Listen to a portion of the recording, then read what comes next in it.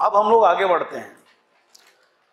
अब आपको पता चल गया है कि भारत में 1857 की क्रांति के फेलियर का जब एनालिसिस हुआ तो इस फेलियर के एनालिसिस के तौर पे एक बहुत बड़ी बात उभर करके सामने आई, absent of a political party या पॉलिटिकल नरेटिव, जिसके बगैर जो है सिस्टमैटिक लड़ाई आप अंग्रेजों के सामने नहीं कर सकते। दूसरी बात कि अंग्रेजों से आप हथियार से और युद्ध से बिल्कुल नहीं जीत सकते।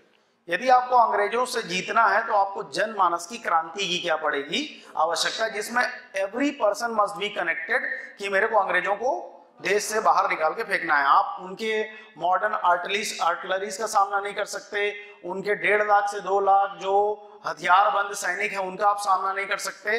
तो अब सामना क्या होगा, संख्या बल का जनमानस के सामने जब देखेंगे कि इतने सारे भारतीय हैं जिनकी संख्या उस समय 60 करोड़ 50 करोड़ के बीच में, 50 से 70 करोड़ की भारत की पॉपुलेशन और अंग्रेजों की पॉपुलेशन मुश्किल से 30,000 40,000 50,000, वो जो संख्या बल है और वो जो ओनरशिप है कि हमारा देश है, आप जो है कॉलोनी बना चुके हो हमको। अब पहले ये समझ ही नहीं थी कि भारत एक कॉलोनी बन गया है, लेकिन जैसे जैसे शिक्षा का प्रसार हुआ, जैसे जैसे बंगाल शिक्षित हुआ, जैसे जैसे शिक्षा का जो प्रसार पूरे भारत में हुआ, तब भारतीयों को ये रियलाइज होने लगा कि हम अपने देश में बी ग्रेड सिटीजन बन चुके हैं। क्या बन चुके हैं?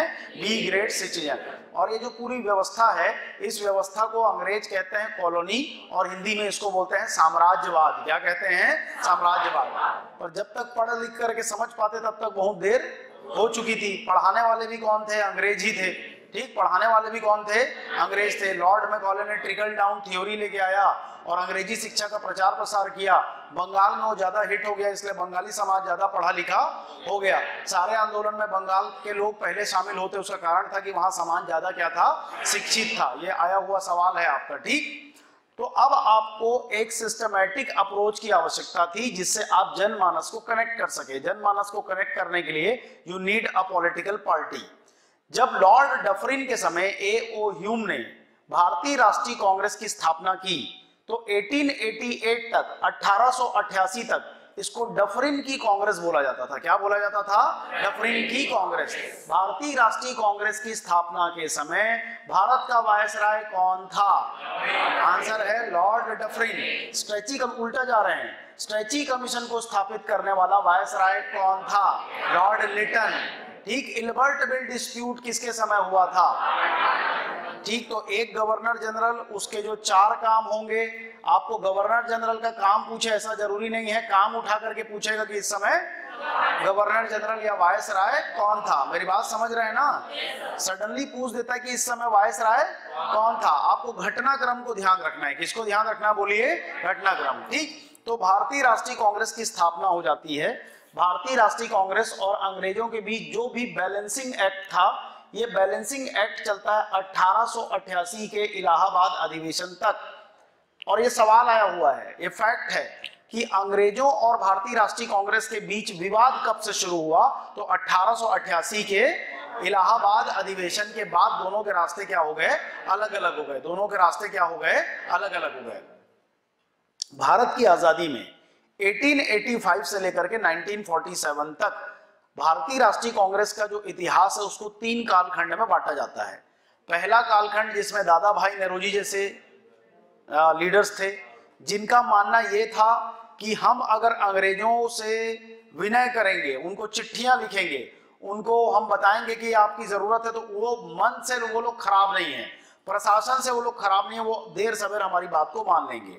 इसलिए दादा भाई नेहरूजी लिखते हैं poverty the un British rule in British India. क्यों? क्योंकि उनका मानना था कि ब्रिटिशर्स गलत नहीं कर सकते, जो भी गलत कर रहे हैं उनके बारे में उनको बताना पड़ेगा कि ये गलत हो रहा है। तो ये जो पहला फेज था, ये फेज मॉडरेट लोगों का फेज कहलाता है। क्या कहलाता है? बोलिए, मॉडरेट लोगों का फेज। 1885 से लेकर के 1905, कब से कब तक? बोलिए, 1885 से लेकर के 1905। ये भारतीय राष्ट्रीय कांग्रेस की पहली बैठक का इमेज है, जिसमें टोटल 72 लोग आए थे। बॉम्बे में इसका आयोजन हुआ। पहले कहां बुलाया गया था? पूना में। पहले चेयरमैन का नाम क्या है? WC बनर्जी। व्योमेश चंद्र, थोड़ा सा और खसक जा भाई, उसको छोटा सा जगह दे रहा है, अंदर हो जाओ तुम लोग थोड़ा। ठीक, उतना बड़ा आदमी कहां बैठेगा? WC व्योमेश चंद्र बनर्जी। टोटल 72 लोग आए थे। पहले यह आयोजन कहाँ किया गया था? पूना में। पूना में प्लेग फैला। प्लेग का कंटेक्स्ट बार बार ला रहा हूं क्योंकि अभी प्लेग पिक्चर में आने वाला है थोड़ी देर में, ठीक। पूना में प्लेग फैला, इसलिए इस आयोजन को बदल दिया गया। आयोजन को किया गया बॉम्बे में। कहाँ किया गया बोलिए? बॉम्बे। बॉम्बे एक्चुअली ना आइलैंड था। बॉम्बे क्या था बोलिए? आइलैंड। पुर्तगाली जब आए तो वास्को डी गामा 2 बार पहले भारत आया और तीसरे बार उसको पुर्तगाली कंपनी ने बना दिया कि तुम यहाँ के गवर्नर जनरल बन जाओ। क्या बन जाओ? Governor general. वो घूमते घूमते गोवा, घूमते घूमते बॉम्बे तक गया। तो बॉम्बे में 7 बड़े बड़े आइलैंड थे। इसको बोला जाता था सालसेट आइलैंड। क्या बोला जाता था? ठीक। उसके बाद में पुर्तगाली राजकुमारी के साथ में ब्रिटेन के राजकुमार का विवाह हुआ, ठीक। पॉलिटिकल सिचुएशन देखो कि भारत में जो अर्जित वाला सालसेट आइलैंड था, इसको दहेज में पुर्तगाली किसको दे रहे हैं? ब्रिटेन वाले को। साम्राज्यवाद का हद देखो, ठीक। कि भारत की जमीन, शादी किसका हो रहा है? पुर्तगाली राजकुमारी का। किससे हो रहा है? यूके के प्रिंस से। तो दहेज में क्या मिल रहा है? सालसेट आइलैंड। किसको? ब्रिटेन के राजकुमार को। ब्रिटेन का राजकुमार क्या करेगा? वो तो वहां बैठा है, यहाँ के मक्खी थोड़ी ना मारेगा। वो देखा कि यहाँ ब्रिटिश ईस्ट इंडिया कंपनी गई हुई है, इतना रेवेन्यू देते हैं, इतना पैसा और दे दो, इसको दे दो 200 साल के लिए लीज पे दे दो। और एक कदम आगे जाकर के वो अपनी कंपनी को उसको किसमें दे देता है? लीज पे दे देता है। लेकिन क्रिएटिविटी देखो, 7 आइलैंड थे, नो कनेक्टिविटी। 7 आइलैंड के बीच में सीमेंट गारा भर भर के उसको क्या बना दिए लोग? प्लेन बना दिए, मतलब जमीन बना दी है। और वहां पर बॉम्बे नाम के सेटलमेंट की उन लोगों ने क्या की? स्थापना की। पहले कुछ भी नहीं था, 7 बड़े बड़े क्या थे? आइलैंड थे। इस आइलैंड को बोला गया है सालसेट आइलैंड। इसी सालसेट आइलैंड से आगे बनता है बॉम्बे। कौन किसको दहेज में देता है? पुर्तगाल के लोग ब्रिटेन के राजकुमार को। ब्रिटेन के